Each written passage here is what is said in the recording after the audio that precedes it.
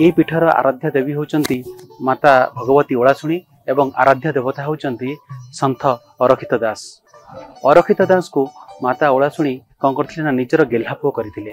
नदी मझिरे गोटे जगार अग्नि जलुची सेठी 5 जन लोक बसी अग्नि जाली सेकी होउचंती। से होउचंती अच्युत अनंत जशवंत जगन्नाथ बलराम जो पंच सखा सेही पंच सखा बसेठी सेखी होउतिले एवं अरखित जाई सेठी भेटिले तांको भितरे कोन गुप्त भाव होला संपर्क होला से होउची अलौकिक कथा।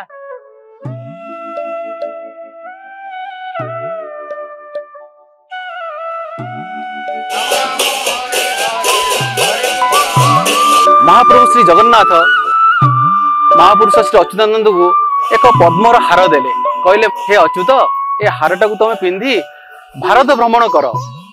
महापुरुष अच्युतानंद भारत भ्रमण कले शेष पर जो यही स्थान से आसिक पहुँचले तांकर से जो पद्मर जो हारटा धीरे धीरे कंठरू लंबी लंबी जो माटी को स्पर्श कला तापर ए जगार नाम है नेमाल।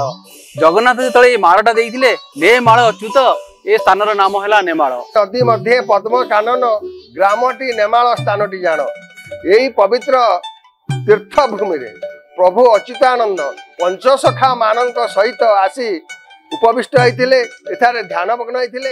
ओडिशार मठ और मंदिर विषय रे आश्चर्यजनक तथ्य और रहस्य जहां प्रत्येक ओडियांक पई गर्वर विषय यह उपरे आधारित कार्यक्रम